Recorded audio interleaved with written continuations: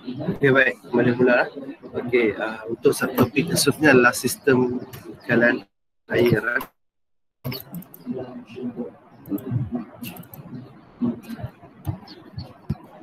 Sistem bekalan air. Sekejap. Nanti kalau tak payah check lah. Kalau siapa yang nak tanya ataupun ada macam tak jelas ke apa, boleh je kamu unmute kan kamu punya mikrofon, kamu tanya je. Tak perlu check, tak perlu check. Okay. Kalau macam tak dengar, tak jelas ke, tak nampak apa slideshow, PowerPoint Mualim ke, unmute terus cakap. Ya, tak perlu check lah. Okay. Okay, baik, boleh mula.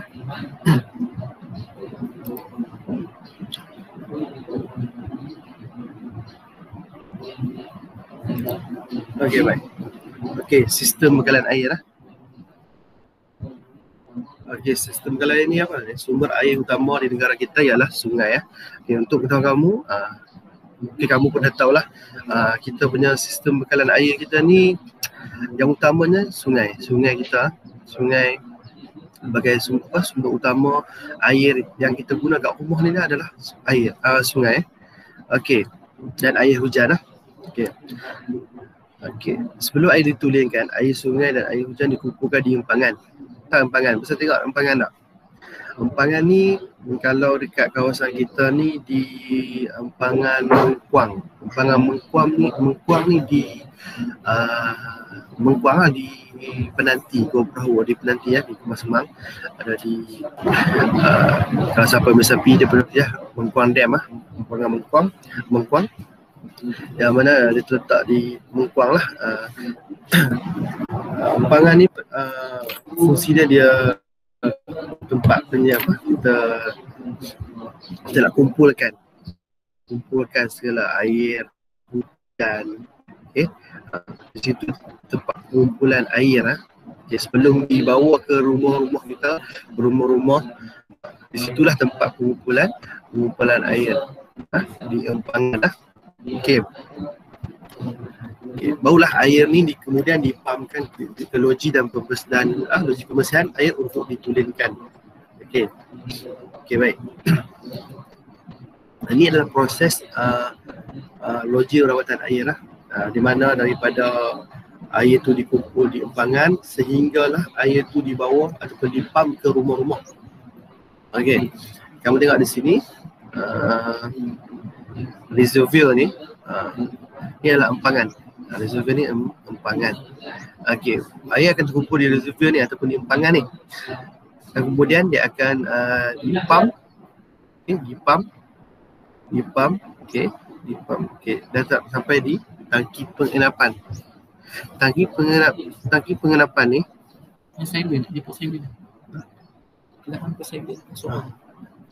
tangki pengenapan ni, okey, nanti contoh kalau air tu dia ada orang cakap apa, macam habuk-habuk, macam debu-debu atau pasir-pasir, dia akan terenap.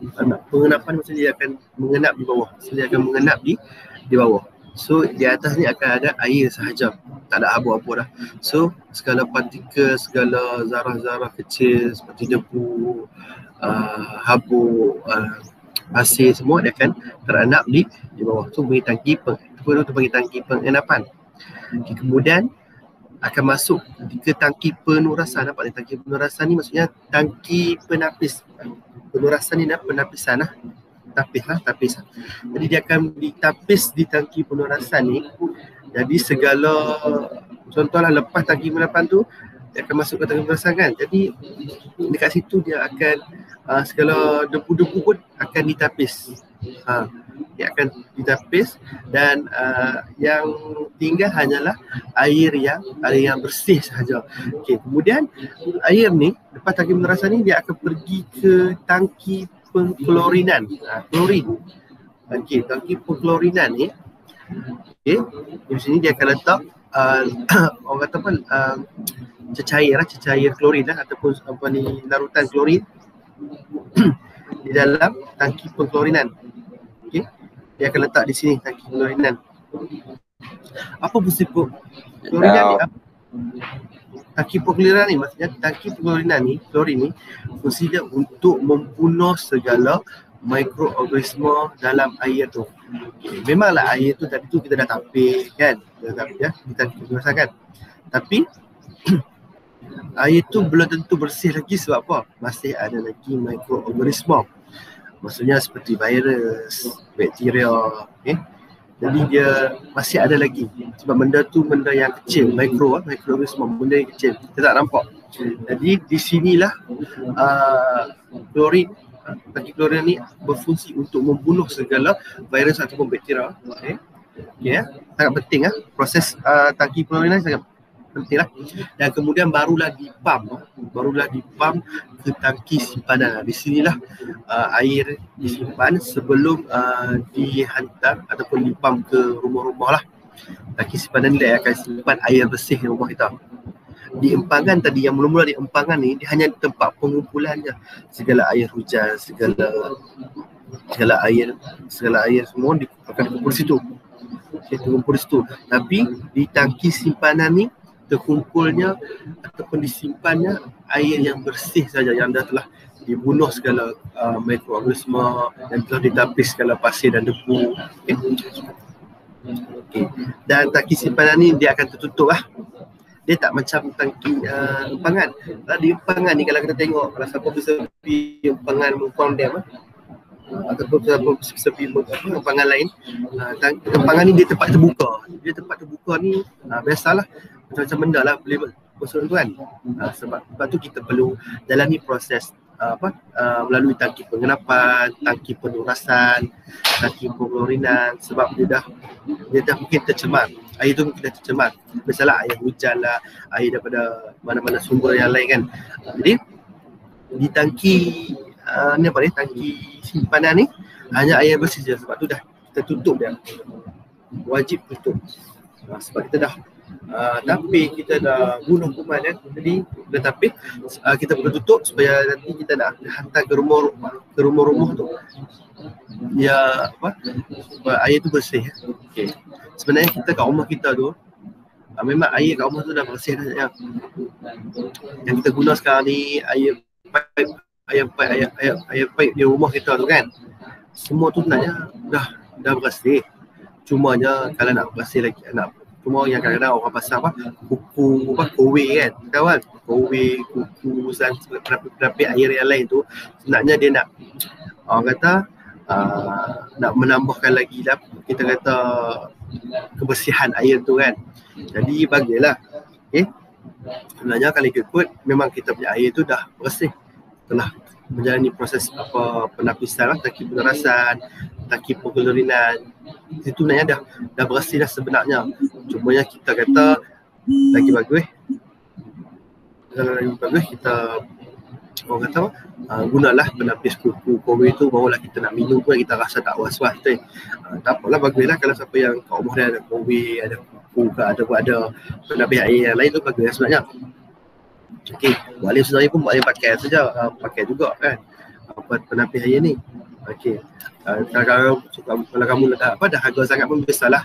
Dulu waktu kecil pun mualim biasa aja. Waktu lepas habis main bola kan, harga sangat. Tunggang je ayat pek tu kan.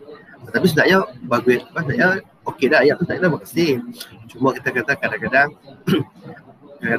mungkin ada juga sikit-sikit cuma dia, tapi dan klorin pun dah dibubuh, cuma tapi mungkin tak 100% kuman tu. Memanglah kan nak dapat 100% kuman ataupun bakteria ataupun mikroorganisma yang dibunuh, memang kata payahlah sampai 100% kan.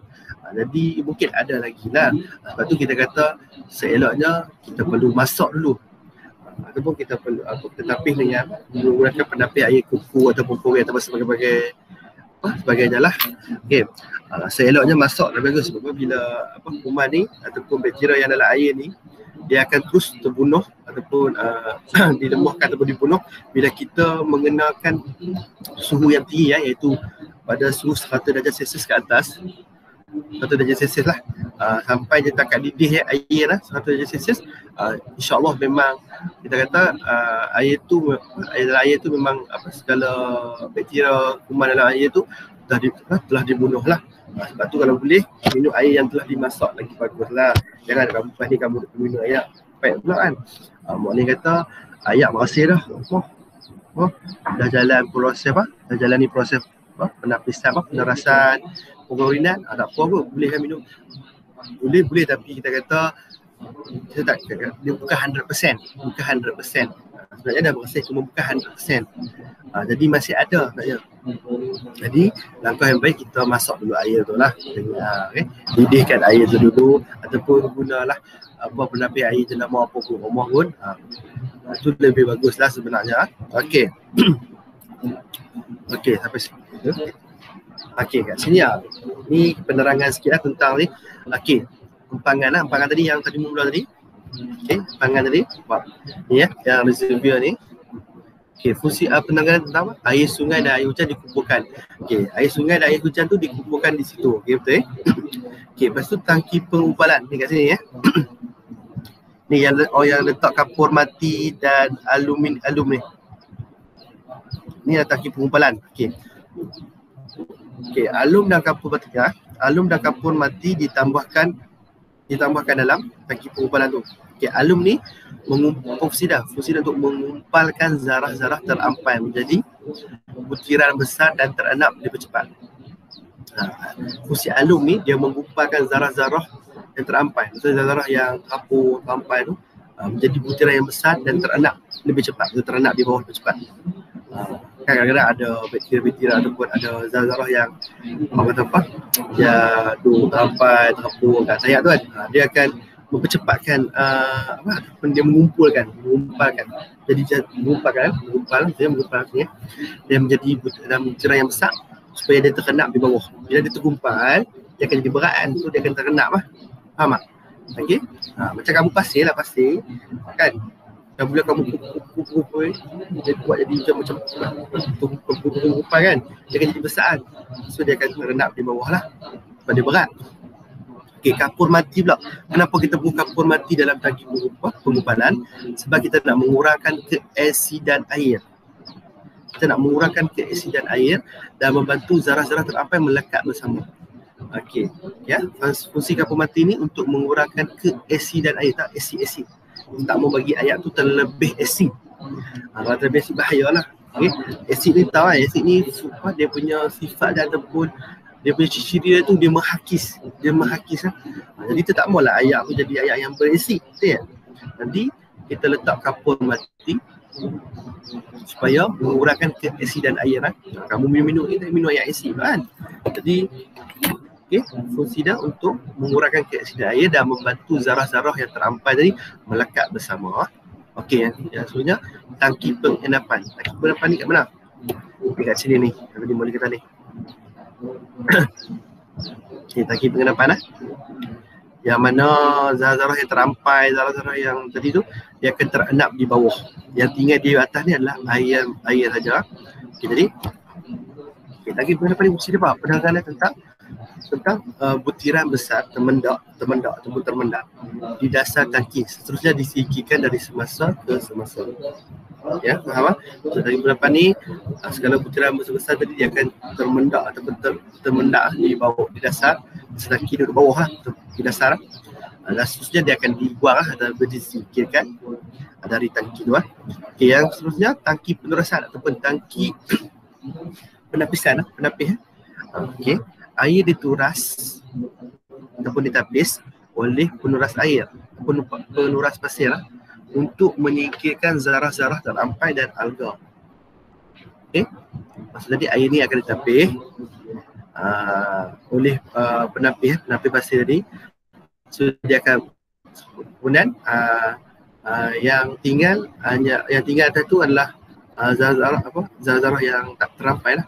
Air semua akan dibawa ke tangki penglorinan. Dia akan dibawa ke tempat lain. So zarah-zarah yang terampai tu segala pasir debu tu akan ditinggal kat situ. So dia tak akan pergi sekali. Tak akan pergi bersama air-air yang bersih tadi. Okey. So kita akan dah tapis dah. Okey. Seterusnya air tadi kita akan bawa ke tangki penglorinan. Okey. Ni tangki tadi ni. Nampak ni. Kita akan bawa ke tangki penglorinan, Pak. Tangki penglorinan. Okey. Kemudian ni kita tambah klorin. Klorin sebab apa? Tadi boleh sebut tadi lah, untuk membunuh segala mikroorganisma seperti bakteria dan sebagainya lah. Okey. Ada setengah kita buat fluorin. Fluorin ni sama juga fungsi dia untuk mencegah perebutan gigi. Fluorin tadi membunuh bakteria. Fluorin kita tambah juga dalam tangki pulverized ni untuk mencegah perebutan gigi. Okey, kita akan mencegah perebutan gigi. Dan seterusnya tangki penyimpanan. Nyala sekali ya, iaitu air disimpan sebelum digunakan kepada pengguna. Okey, tangki simpanan ni boleh kata tadi kita perlu tutup dia. Sebab air yang dekat di tangki simpanan ni air yang dah bersih, air yang kita dah tapis, air yang kita dah bunuh segala bakteria kan. Jadi kita kena tertutup tangki simpanan ni supaya kebersihan itu terjaga. Okey, baik. Okey. Ini adalah langkah-langkah menjimatkan air. Okey. Mungkin setengah orang dah tahu. Okey, Tuan Maulid nak sebut lagi supaya kamu lebih alert lah tentang langkah-langkah menjimatkan air. Kadang-kadang kita tahu tapi kita tak buat juga kan. Okey, yang pertama mandi dengan pancuran. Okey, mandi dengan pancuran lah. Okey, yang kedua siram bunga dengan penyiram. Penyiram kan, bubuh dalam tu apa? Rumah ada kot yang tu penyiram tu kan, siram lah. Kalau guna air pipe, jadi kamu duk guna air pipe corah tu kan, air duk keluar banyak, kamu duk main je. Kalau kamu tak ada air dalam penyiram tu, okey lah kan, okey lah kan. Ni kamu duk guna air pipe, duk sembuk, kadang tak sembuk air pun duk sembuk orang kan, duk sembuk rata kan. So dia akan membazir lah air kan. Okay, yang ketiga, tutup air pilih jika tidak menggunakannya. Ini biasalah, kadang-kadang kita ni dah mandi ke dah, air tu dah keluar tapi tak guna pun, tapi dah buka dah, tutup. So kalau boleh tutup air pipe jika tak menggunakannya. Yang keempat, basuh baju dalam kuantiti yang banyak. Okay. Sebab apa? Kadang-kadang kita ni umur 2-3 helai baju je basuh. Maksudnya kita perlu tunggu, boleh seeloknya cara nak basuh baju ni. Bagaimana supaya nak jimatkan air lah. Kita basuh dalam kuantiti banyak. Tunggu penuh dulu baru kita basuh baju. Ini kita ada 3-4 helai kita basuh. Lagi mai pula 4-5 helai basuh pula. Lagi mai. Jadi kita menggunakan air yang banyak lah. Faham tak? Kalau kita tunggu dulu baju tu banyak, baru basuh sekali. Okey. Ini tiba-tiba kita basuh. Basuh. Maksudnya kita akan menggunakan air yang banyak lah. Sebab kita basuh banyak kali.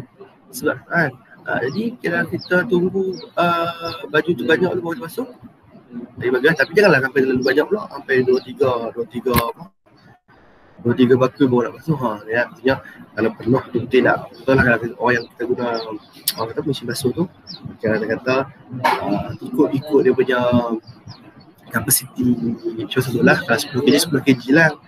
Okey, dengan 10 kg dan tiba-tiba kamu ukur 20 kg, jahanam lah dia punya mesin basuh tu. Boleh tak habis bulan kan, tambah PKP, duduk rumah saja kan, tak adalah kita pergi mana sangat kan, jadi taklah basuh kerak sangat kan.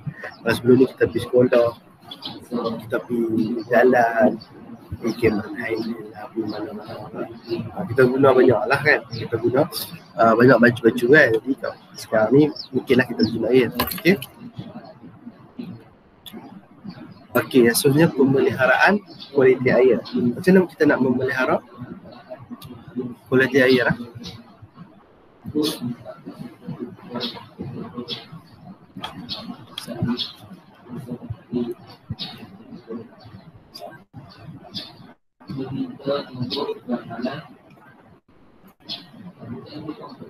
Semua okey ya, dengar boleh tak? Kau ada yang lain tak?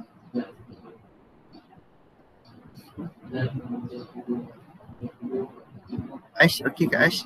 Dengar Assalamualaikum.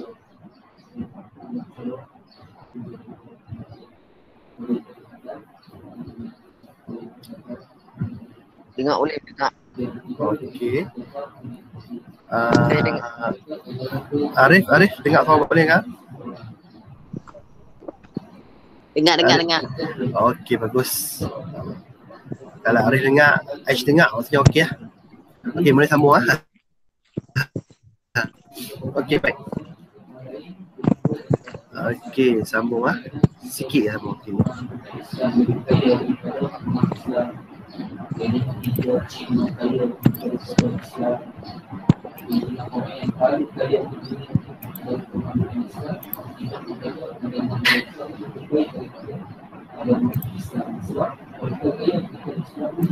Okey, mari sambung. Okey, pemeliharaan kualiti air. Sebenarnya kita nak memelihara apa supaya kualiti air tu terjaga. Okey, yang pertama kita kata tentang pencemaran air lah. Apa-apa yang menyebabkan pencemaran air. Kita kena tahu bahan apa yang menyebabkan pencemaran air, yang tu penting lah. Okey. Yang pertama, plumbum. Bahan-bahan yang mengandungi plumbum ni, tahu dia akan merencatkan pertumbuhan dan merosakkan sel-sel otak. Sangat-sangat bahaya lah. Okey. Sangat bahaya, dia merencatkan pertumbuhan. Okey. Yang kedua, mercury. Mercury ni dia sama juga, dia merencatkan pertumbuhan, merosakkan sel-sel otak dan menyebabkan kecacatan pada fetus. Contohlah, kita kata seorang wanita ni mengandung. Tiba-tiba dia terkena ataupun dia air tu tercemar dengan mercury. Air tu tercemar dengan mercury, jadi dia minum air tu semua bagai kan, dibanding air tu. Okey. Kesan dia ni dia menyebabkan kecacatan pada fetus. Fetus ni apa? Tahu tak fetus ni apa? Fetus ni dalam janin dalam kandungan lah. Okey. Bayi dalam kandungan. So bila kalau wanita mengandung ni, wanita yang mengandung itu sangat bahaya kesannya, sebab dia akan mencacat, menyebabkan kecacatan pada fetus dia. So sangat bahaya lah. Okey. Khususnya sisa radioaktif. Radioaktif ni menyebabkan apa? Menyebabkan kemandulan, kecacatan pada fetus, barah dan kematian. So sangat bahayalah. Okey. Yang seterusnya haba. Haba ni apa? Mengurangkan keterlarutan oksigen dalam air, pun sangat bahaya. Seterusnya baja kimia. Okey. Baja kimia kadang-kadang yang digunakan tak kisahlah dalam pertanian kan, tak kisahlah baja kimia yang kita guna dalam pertanian, kat sawah, padi ke, kat kebun ke. Okey, dia punya kesan dia apa? Dia akan menggalakkan pertumbuhan alga. Seterusnya dia akan mencemarkan air kolam. Tak alga ni apa? Kadang-kadang kamu perasan tak dalam kolam kamu jadi berlumut kan? Itulah alga. Nampak kering jadi hijau kan? Jadi ada benda-benda terampai jadi hijau macam berlumut kan? Itulah alga. Okey. Baja kimia ni dia akan menggalakkan pertumbuhan alga dan dia akan mencemarkan air kolam kita lah. Okey. Seterusnya racun rumput dan racun serangga. Okey. Bila kita guna racun rumput dan serangga ni, dia sebenarnya dia racun rumput dan racun serangga ni dia nak bunuh serangga yang memakan. Contohlah kita nak racun rumput, kita nak racun rumput ataupun nak racun serangga dekat kebun kita ataupun kat sawah padi ke kat pendang kan. Kita kebaikannya memanglah dia ada membunuh serangga yang memakan kita punya tanaman kan. Kita punya sawah padi, kita punya tanaman-tanaman kat kebun kita. Okey, dari segi tu bagus. Tapi sebenarnya kita kena tahu dia punya kesan dia sebenarnya. Kesan dia ni dia menyebabkan apa? Kecacatan pada fetus. Sama jugalah kalau wanita yang mengandung. So bahayalah, dia akan menyebabkan kecacatan pada fetus, kerosakan hati dan mengakibatkan barah ataupun kanser. Okey, itu sangat bahayalah sebenarnya. Kita nampak racun serangga tu macam biasa, sebenarnya sangat bahaya pada kesihatan kita. Okey. Dan seterusnya adalah sisa-sisa makanan. Biasalah ni kadang-kadang, biasalah kalau buang kan, kita buang makan sisa makanan tu, kita suka hati je buang ke sungai, buang ke orang kata ke mata kan. Jadi sangat bahaya sebab dia akan menarik vektor yang terlibat dalam penyebaran penyakit seperti kolera, hepatitis. Okay. Dan bahan buangan berorganik akan mencemarkan air. Kita tahu kan, sisa makanan, contohlah kita boleh beri contoh lah, paling senang. Kamu pergi air terjun kan, kamu makan lah, makan laksa ke, makan bihun ke, makan nasi ke apa kan, makan loyan ke. tiba-tiba kamu buang sisa makanan tu dekat air terjun tu, kan, dekat sungai air terjun. Jadi biasalah dia akan buang tu sisa tu, dia akan menarik minat vektor ni. Tak kisahlah lalat ke, nyamuk ke, lipah ke, apa-apa segala vektor ni pembawa penyakit. Sebenarnya haiwan pembawa. Vektor tikus ke kan, dia akan pergi ke semakanan tu, dia akan hinggap. Dia akan makan, dia akan hinggap sisa makanan yang dah tercemar, dah tinggal banyak harian. Jadi bila dia dah orang kata dia dah hinggap, jadi dia akan bawa penyakit seperti kolera dan hepatitis contoh. So nanti dia akan hinggap ke orang, hinggap ke tempat lain pula, ataupun sungai air tu terjun tu akan tercemar. Dan vektor ni pula bawa penyakit lah. Benda sisa makanan ni kotor kan, dia akan bawa penyakit. Dia pergi hinggap makanan orang lain pula. Orang lain makan makanan, contohlah orang sebelah tu main-main dia makan. Lepas tu lalat tu dia hinggap sama makanan hak kotor tu. Dah ada macam kuman segala kan. Tu dia pergi hinggap makanan orang lain sebelah tu, dia tu pula makan. Nanti penyakit akan berjangkit pada orang yang makan. Faham tak? Tu contoh lah. Banyak lagi ya. Banyak lagi aspek bagi penyebab lah. Okey, seterusnya pertumpahan minyak. Ini berlaku di laut lah. Di laut yang dalam bila ada bubuk kapal-kapal besar, minyak tumpah. Dia tumpah ni dia akan apa? Memusnahkan habitat hidupan kotin. Okey. Hidupan kotin ni hidupan laut lah, hidupan air lah. Okey.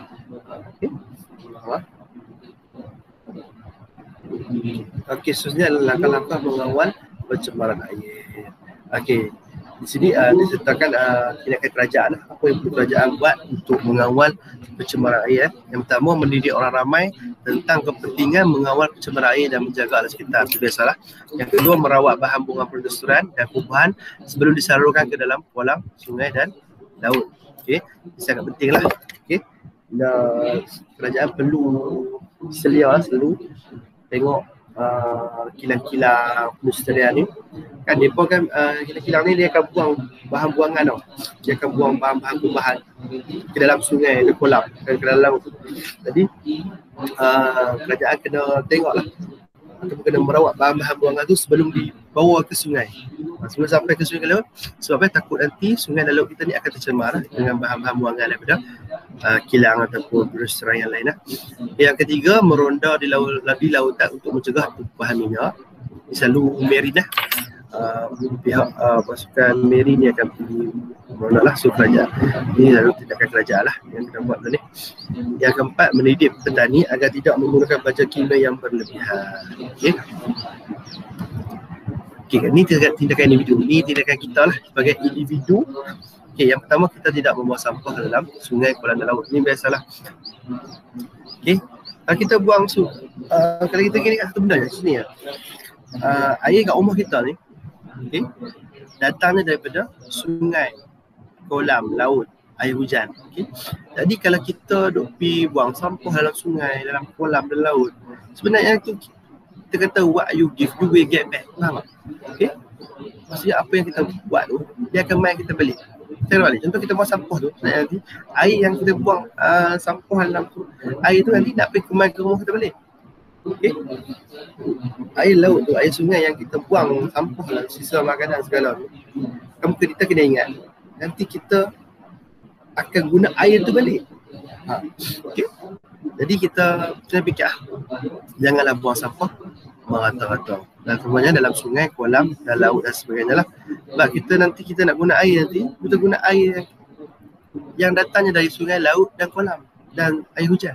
Kalau kita buat pencemaran di kolam, di sungai, laut, nanti kita nak guna air tu juga. Kita mau kan guna air yang kita buang macam sampah, kita buang sungai.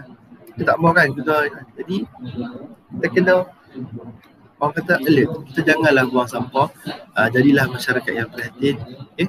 Jadilah rakyat yang berhati, jangan buang sampah ke dalam sungai. Okey, kesian. Okey, kadang-kadang tu memang kata mungkin tak jadi pada kita tapi jadi pada haiwan ataupun hidupan laut. Kesian. Okey. Dia akan membunuh hidupan laut sebenarnya. So sangat kesianlah pada hidupan laut. Ini bukan kita saja dari hidup atas dunia ni. Kita kena ingat juga ada makhluk lain yang hidup di atas dunia ni. Okay, yang kedua, tidak membina tandas di atas sungai. Ni sangat-sangat penting lah. Kadang-kadang selalunya kapal-kapal bot lah ataupun cruise yang besar tu, biasanya dia pakai tandas atas laut kan. Ataupun kita sendiri pun buat tandas terus salurkan segala najis-najis tu ke sungai kan. Untuk orang lain nak guna sungai, nak basuh nak mandi pun habis. Air tu dah tercemar dengan apa? Dengan kamu punya najis-najis tu telah disalurkan ke sungai kan. So sangat tak elok. Okey. Kalau boleh tidak mentandas ke sungai. Kalau macam kapal laut tu biasalah dia pun nak buang nak buang mana? Buang ke laut kan. Dan dia perlu atas laut dalam kan. Okay, yang ketiga, membuat laporan kepada pihak berkuasa jika kita menemui siapa yang mencemarkan air dan alam sekitar. Okey. Okey. Habis kita punya. Cuba ni. So habislah bab 5 kita hari ni. Okey.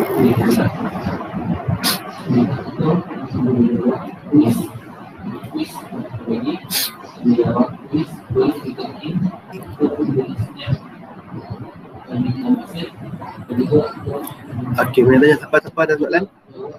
Tanya? Okey, faham? Boleh buka soalan siapa-siapa yang nak tanya. Jangan lena lah. Boleh terang apa lena apa? Kalau dapat tanya?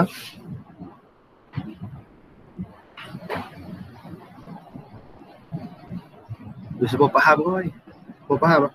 Semua tak tanya faham semua ke?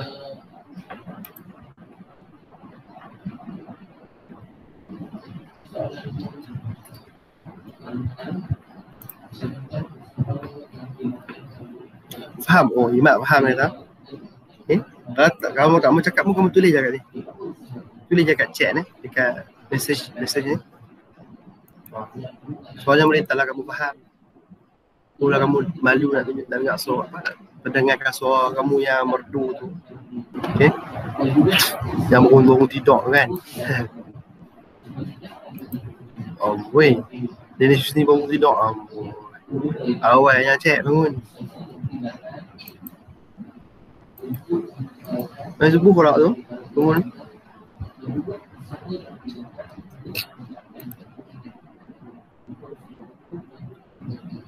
Jalan lagi kah? Faham kah? Dinis dengan Imat je ni. Sibuk sembayang lah Dinis ya. Okey, bagus. Lagi? Jalan lagi kah? Faham kah? Sebelum Mu'alim nak mengakhiri kelas kita dan Mu'alim akan beri soalan lah. Lepas habis kelas ni, so Mu'alim akan bagi soalan lah di Classroom. Nanti Mu'alim akan beritahu lah bila soalan Mu'alim dah upload kat Google Classroom, nanti Mu'alim akan beritahu. Nanti kamu jawab lah. Soalan ni pun berdasarkan kita punya pembelajaran hari ni lah. Okay, tentang pembekalan air dan pembersihan air lah. Okay. Okay ya, faham semua kah? Aish, faham Aish? Aish Fazli.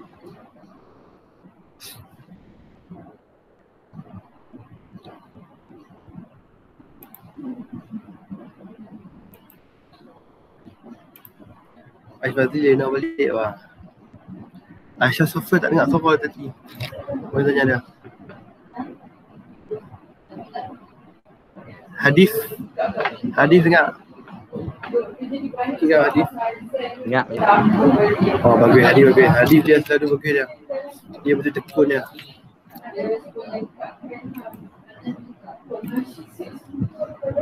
Apa dia? Siapa ni?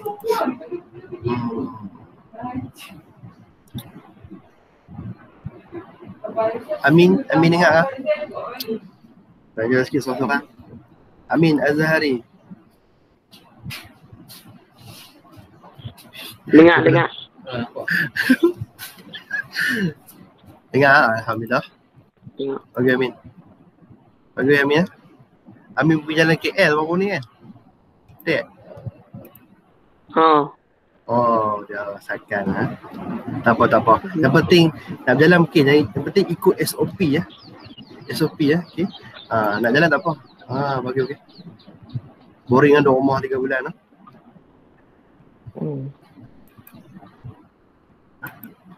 Mana ni Aish Fazli dengan Aisyah Sofian tak dengar ni depa suara depa.